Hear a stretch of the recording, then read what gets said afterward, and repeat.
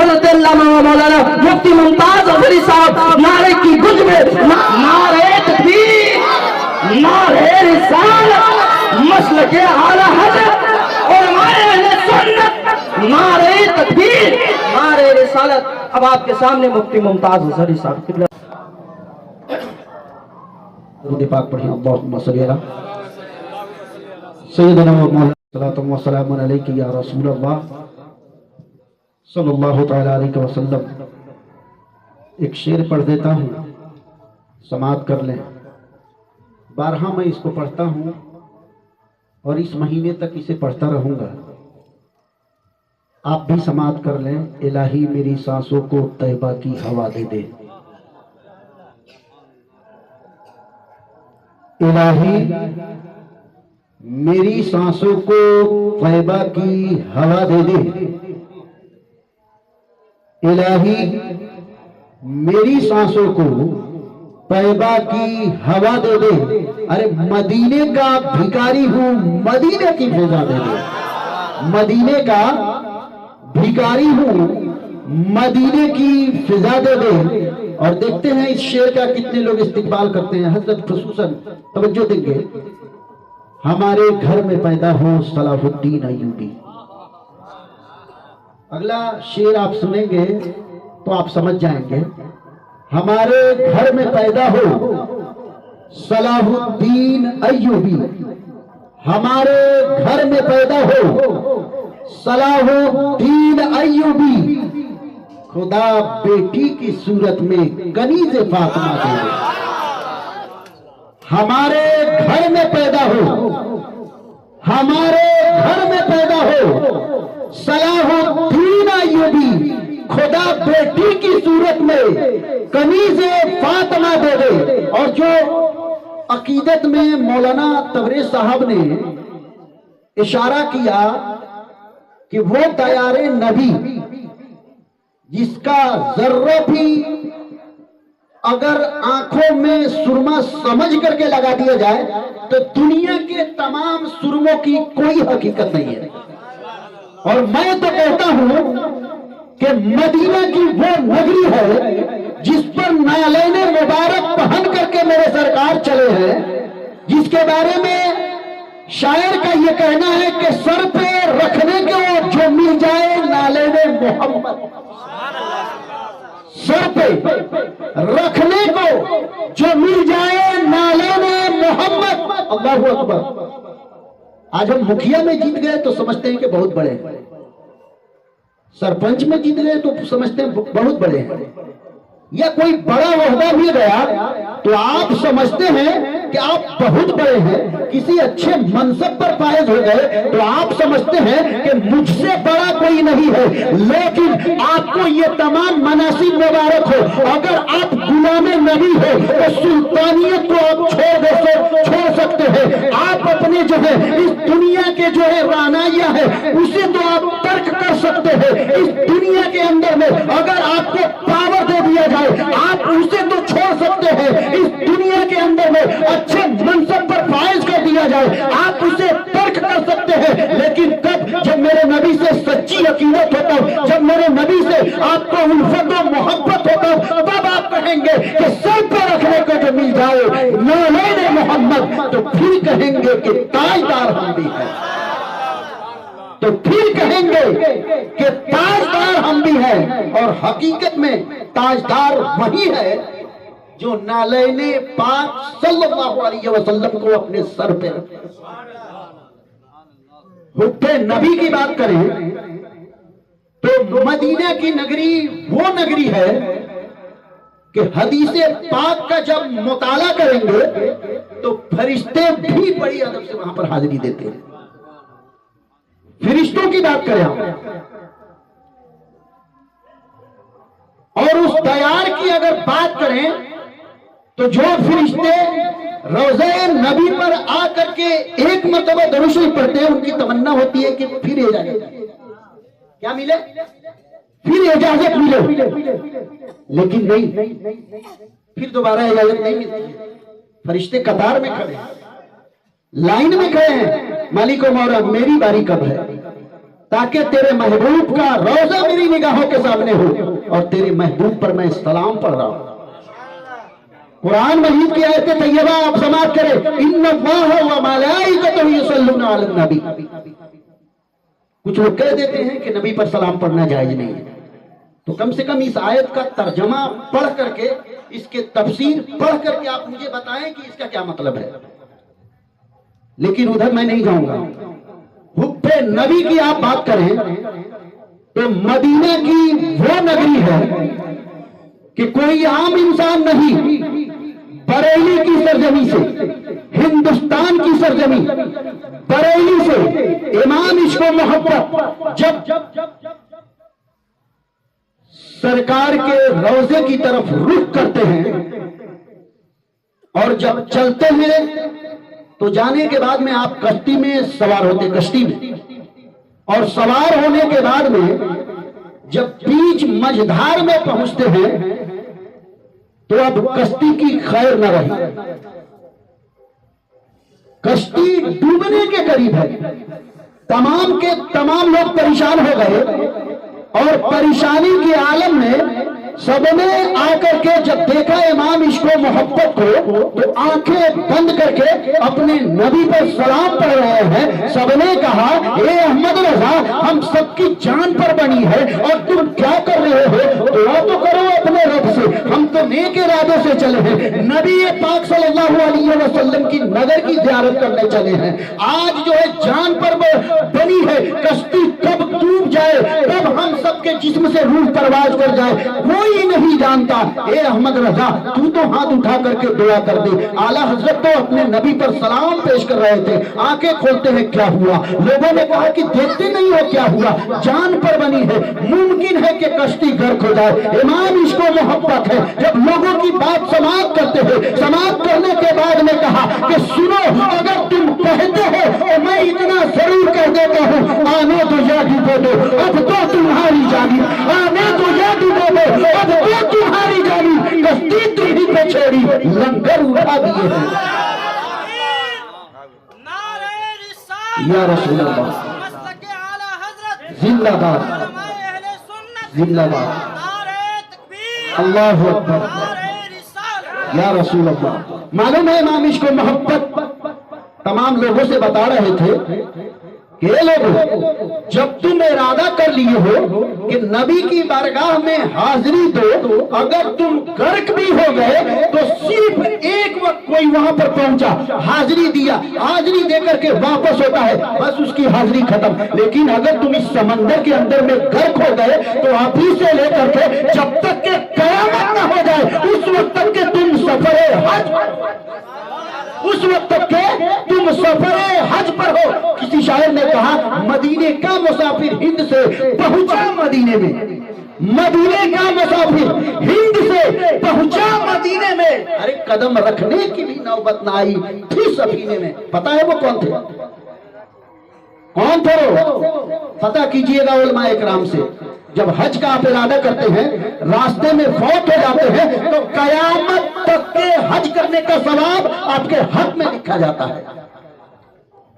اس لیے تو کہتے ہیں یا نبی کچھ نہیں چاہیے، بس مدینے میں 2 گز زمین چاہیے۔ اس لیے کہ ہم اپنے نبی سے اس قدر محبت کرتے ہیں کہ جہاں میرے نبی آرام فرما ہے، جہاں اپنی جوتی اپنے نالین کو ٹچ کر دیا ہے، اگر اس مٹی پر، اس سرزمین پر اگر روح نکلتی ہے، اگر اس کے نیچے دفن ہو گئے تو جب آسمان سے بارش ہوتی ہے تو آپ دیکھیں گے کہ جس کے اندر میں جذب کرنے کی صلاحیت ہوتی ہے، اس پانی کے قطرے کو، اس بارش کے قطرے کو جب اپنے سینے میں اتارتی ہے تو جب اس پر ہرے بھرے گھاس نکل آتے ہیں، اگر نبی سے سچی محبت ہے اور وہاں پر جسم سے روح پرواز کرتی ہے تو رحمت کے جو چھینٹے پڑتے ہیں، اگر چھوٹے موٹے گناہ ہوتے ہیں، اپنے نبی کی محبت میں رب تعالیٰ اسے معاف فرماتا ہے۔ یہ حب نبی ہے، امام عشق و محبت ہے۔ جب اپنے نبی سے محبت اس طریقے سے کرتے ہیں، اعلیٰ حضرت صرف اعلیٰ حضرت نہیں ہے، اعلیٰ حضرت کی حقیقت یہ ہے کہ تمام سنیوں کے لیے تبرک ہے، اور اعلیٰ حضرت کی حقیقت جانے تو جہاں اعلیٰ حضرت مفسر ہے وہیں پر اعلیٰ حضرت محدث ہے۔ جہاں پر اعلیٰ حضرت جو ہے ایک بڑے سائنٹسٹ ہے، وہیں پر اعلیٰ حضرت کو دیگر لفظوں میں یوں کہیں ایک عاشق صادق کا نام امام احمد رضا فاضل بریلوی، وہ تھے میرے امام۔ جب بریلی کی سرزمین پر پہنچے ہیں، پہنچنے کے بعد میں آپ سوچیں، جو بندہ اپنے نبی سے اس قدر محبت کرتا ہے کہ جب آل رسول جو ہے خود پالکی میں سوار ہو، اور جب آل رسول پیدل چل کر کے آئے تو میرے امام فرماتے ہیں کہ میں آل رسول کو ان کی خوشبو سے پہچان لیتا ہوں۔ اور ایسا ہوا بھی، ایک مرتبہ آپ سفر پر جا رہے تھے کہیں، تو آپ پالکی میں بیٹھے ہوئے ایک آل رسول کا گزر ہوتا ہے، پالکی والوں سے آپ نے کہا کہ مجھے نیچے اتارو۔ جب اتار دیا جاتا ہے، پوچھا گیا کہ حضرت آپ کیوں اتر گئے اور یہاں پر کیوں ٹھہرے ہیں؟ آپ نے فرمایا کہ تجھے پتہ نہیں ہے، اس راستے سے آل رسول آ رہے ہیں، ان کی خوشبو مجھے بتا رہی ہے۔ یہ کسی عام انسان کی بس کی بات نہیں ہے، بلکہ ایک عاشق صادق ہی اسے محسوس کر سکتا ہے۔ تو جب میرے سرکار سے میرے امام اس کو محبت اس قدر محبت کرتے ہیں، تو جب مدینہ کی سرزمین پر پہنچتے ہیں، پہنچنے کے بعد میں جو ہے سرکار کے روضے پر حاضری ہوتی ہے، آپ فاتحہ پڑھتے ہیں، قرآن کی تلاوت کرتے ہیں، 3 روز تک کہ یہ سلسلہ جاری رہا۔ لیکن سب جاتے ہیں، فاتحہ پڑھ کے چلے آتے ہیں، سب جاتے ہیں سلام پڑھ کر کے چلے آتے ہیں اور دوبارہ آنے کی دعا کرتے ہیں۔ لیکن میرے امام جب میرے امام کی جب وہاں پر حاضری ہوتی ہے تو میرے امام نے یہ نہیں کہا کہ میں دوبارہ آؤں گا۔ میرے امام نے صرف سلام پر اکتفا نہیں کیا، میرے امام نے صرف دعا پر اکتفا نہیں کیا، میرے امام نے جو ہے صرف جو ہے اپنے تسبیح و تحلیل پر اکتفا نہیں کیا، بلکہ میرے امام جو ہے روضہ رسول کے سامنے میں یہ کہا، یا رسول اللہ، میں تو ہندوستان سے اس لیے چلا تھا تاکہ آپ کے چہرے مبارک کو دیکھ سکوں، تاکہ آپ کے جسم اطہر کو دیکھ سکوں، لیکن آج تو 3 دن گزر گئے، ابھی تک کہ آپ کی زیارت نہیں ہوئی ہے۔ امام اس کو محبت ہے، رات ہے، آپ دعا کرتے ہیں، آنکھ لگتی ہے، لگنے کے بعد میں امام اس کو محبت فرماتے ہیں کہ پیارے مصطفیٰ صلی اللہ علیہ وسلم کا چہرے مبارک جو ہے میرے سامنے میں آتا ہے، اور وہ اتنا موہنی چہرہ ہے، اتنا خوبصورت چہرہ ہے کہ اس چہرے کے سامنے میں چاند کی چاندنی مات پڑ جائے۔ جب میں روضہ رسول کی طرف دیکھا، پیارے رسول کے چہرے کی طرف دیکھا، تو دل نے میرا کیا کہا تم جاننا چاہتے ہو؟ دل نے میرا کیا کہا تم جاننا چاہتے ہو، اسے سمجھنا چاہتے ہو؟ امام اس کو محبت فرماتے ہیں، میرے دل نے یہ کہا، پیش نظر وہ نو بہار، سجدے کو دل ہے بے قرار، پیش نظر وہ نو بہار، سجدے کو دل ہے بے قرار، ارے روکیے سر کو روکیے، ہاں یہی امتحان ہے۔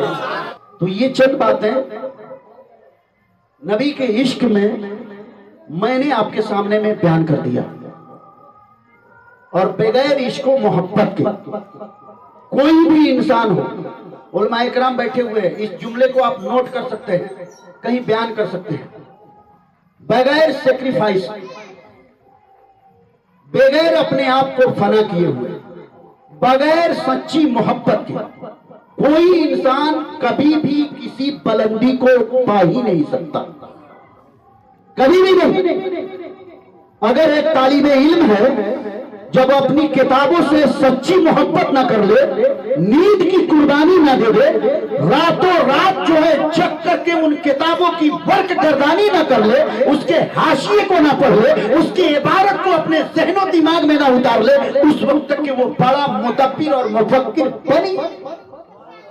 مطلب یہ ہے کہ عشق وہ لازوال نعمت ہے جو اس دنیا میں بھی برقرار رہنے ہیں اور قیامت میں بھی برقرار رہنے۔ عشق کریں، حقیقی عشق کریں، اور وہ عشق نبی ہو، اس کے بغیر کوئی چارہ نہیں ہے۔ اب اس بات کو یہیں پر ختم کرتے ہوئے میں اپنے اصل موضوع کی طرف آتا ہوں۔ میں نے خطبہ مسنونہ کے بعد قرآن مجید کی بہت ہی مشہور و معروف آیت طیبہ تلاوت کرنے کا شرف حاصل کیا۔ اللہ تبارک و تعالی کلام مجید کے اندر فرماتا ہے، انی نظرت للرحمن صوما۔ حضرت مریم کا نام آپ نے سنا ہے، حضرت مریم کا نام آپ نے سنا ہے۔ یہ نظر بعض لوگ کہتے ہیں کہ بیکار مانتے ہیں۔ سب سے پہلے نظر کو سمجھیں، ایک نظر شرعی ہے اور ایک نظر عرفی ہے۔ نظر مانتے ہیں نا، ارے منت مانتے ہیں کہ یہ دو ہیں، ایک نظر شرعی اور دوسرا نظر عرفی۔ اب آپ کہیں گے کہ مفتی صاحب یہ نظر شرعی کیا ہوتا ہے؟ تو سن لیں، مثال بھی لے لیں تاکہ آپ کو یاد رہے۔ نظر شرعی اس نظر کو کہتے ہیں کہ کوئی عبادت آپ کے اوپر، وہ عبادت جو آپ کے اوپر لازم نہیں ہے لیکن آپ نے کسی چیز کی تکمیل کے لیے اسے اپنے اوپر لازم کر لیا۔ مثلا اگر آپ کا بیٹا بیمار ہوا، بیمار ہونے کے بعد میں آپ نے یہ نظر مانی کہ اے مالک و مولا، تو نے میرے اتنے خوبصورت بیٹے کو تو نے دیا ہے، یہ تو بیمار ہو گیا ہے، مجھے خدشہ ہے، میں ڈر رہا ہوں کہ کہیں اس کے جسم سے روح پرواز نہ کر جائے، اے مالک و مولا اگر میرا بیٹا ٹھیک ہو گیا تو میں تیرے لیے میں جو ہے نفل نماز کو ادا کروں گا۔ کیا کروں گا؟ نفل نماز کو ادا کروں گا۔ آپ یہ بتائیں کہ نفل یہ واجب ہے کیا؟ نفل واجب ہے؟ نہیں، نفل تو نفل ہے نا بھائی، لیکن آپ نے ایسا مانا۔ اب اس کو شرعاً آپ تعریف دیکھ لیں، خالص اللہ تبارک و تعالی کی عبادت کی نیت سے جو آپ نے نظر مانا اسے نظر شرعی خالص۔ ویسے ہی آپ نے یہ مانا کہ اگر میرا بچہ صحیح ہو گیا تو میں روزہ رکھوں گا۔ عام دنوں میں رمضان کا روزہ فرض ہے نا، عام دنوں میں روزہ فرض ہے، لیکن آپ نے اگر ایسا مان لیا اور وہ کام ہو گیا تو اب اگر آپ روزہ کو چھوڑتے ہیں تو گناہگار ہوں گے، اس لیے کہ وہ واجب ہو گیا آپ کو۔ تو یہ ہے نظر شرعی۔ اب نظر عرفی دیکھ لیں۔ نظر عرفی کیا ہوتا ہے؟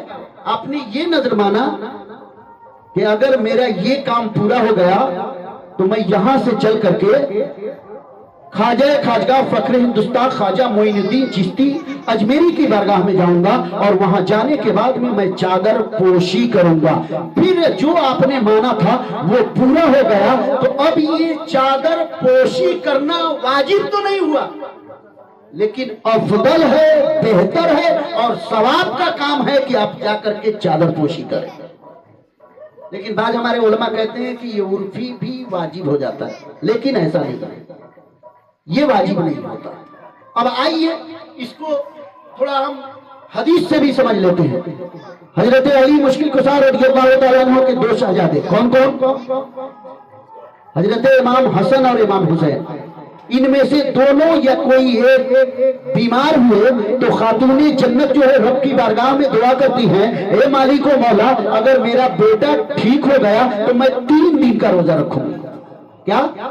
اگر میرا بیٹا ٹھیک ہو گیا تو میں 3 دن کا روزہ رکھوں گی۔ اب جو خادمہ آپ کے ساتھ میں تھی وہ سنتی ہے تو وہ بھی کہتی ہیں کہ سیدہ آپ روزہ رکھیں گی تو میں کیسے ترک کر دوں گی؟ امام حسن یا امام حسین یعنی دونوں سے تو میں بھی محبت کرتی ہوں، میں بھی روزہ رکھوں گی۔ اب حضرت علی سنتے ہیں، حضرت علی کہتے ہیں میں اپنے دونوں شہزادوں سے میں بھی محبت کرتا ہوں، اگر تم دونوں روزہ رکھو گی تو میں بھی رکھوں گا۔ اللہ اکبر۔ خاتون جنت ہے جب منت مانتی ہے کہ میرا بیٹا اگر صحیح ہو گیا تو مالک و مولا میں 3 روزہ رکھوں گی۔ اللہ اکبر اتنا مانتی ہے، فوراً امام حسن یا امام حسین یہ دونوں شفا یاب ہو جاتے ہیں۔ شفا یاب ہونے کے بعد میں اب خاتون جنت روزہ رکھتی ہے اور خاتون جنت کے ساتھ میں خادمہ بھی رکھتی ہے اور حضرت علی بھی روزہ رکھتے ہیں۔ رکھنے کے بعد میں جو ہے سحری کے وقت میں، سحری کے وقت میں پانی پی کر کے روزے کی نیت کر لیے۔ نیت کرنے کے بعد میں شام کے وقت میں 3 روٹی پکائی جاتی ہے اور پکانے کے بعد میں تینوں اپنے اپنے سامنے لے کر کے بیٹھے ہیں۔ بیٹھنے کے بعد میں ایک سائل آتا ہے، آ کر کے سوال کر دیا کہ میں اتنے دنوں کا بھوکا ہوں، کوئی ایسا ہے جو میرے پیٹ کو بھر دے؟ حضرت خاتون جنت جو ہے روٹی اٹھا کر کے اس فقیر کو دے دیتی ہے۔ اب خادمہ دیکھتی ہے وہ بھی جو ہے روٹی کو اٹھا کر کے دے دیتی ہے۔ حضرت علی دیکھتے ہیں وہ بھی روٹی اٹھا کر کے دے دیتے ہیں اور دینے کے بعد میں یہ تینوں حضرات جو ہے پانی سے جو ہے افطار کر لیا۔ پانی سے جو ہے افطار کر لیا۔ افطار کرنے کے بعد میں پھر دوسرے دن بھی ایسا ہی ہوا، सहरी में इन्होंने पानी से जो है सहरी कर लिया, फिर शाम के वक्त में रोटी बनाती है, और बनाने के बाद में जब टाइम होता है उस वक्त लेकर के अफ्तार बैठती है, फिर कोई साहिल आ जाता है। तीनों दिन जैसे लेकर के इफ्तार बैठे, साहिल आया, मुझे भूख लगी है, मेरा बच्चा बीमार है, मेरा बच्चा भूखा है, या मुझे इस चीज की जरूरत है, मुझे दो। तीनों के तीनों उठा करके दे देते हैं, तीनों के तीनों उठा करके रोटियां दे देते हैं। लिहाजा इससे पता ये चलता है कि अगर घर में बच्ची पैदा नहीं हो रही, अगर आपने ये मन्नत माना कि अल्लाह तबारक व तआला मुझे बेटी दे दे तो मैं रोजा रखूंगा, तो ये जायज है। अगर बीमार पड़ जाए और आपने ये मन्नत माना कि ये ठीक हो जाए तो हम नफल पढ़ेंगे, ये भी जायज है। मान लिया और मानने के बाद में जब वो काम पूरा हुआ तो पूरा होने के बाद में जो आपने माना है वो वाजिब के दर्जे में उसे करना पड़ेगा। अगर छोड़ते हैं तो गुनहगार होंगे।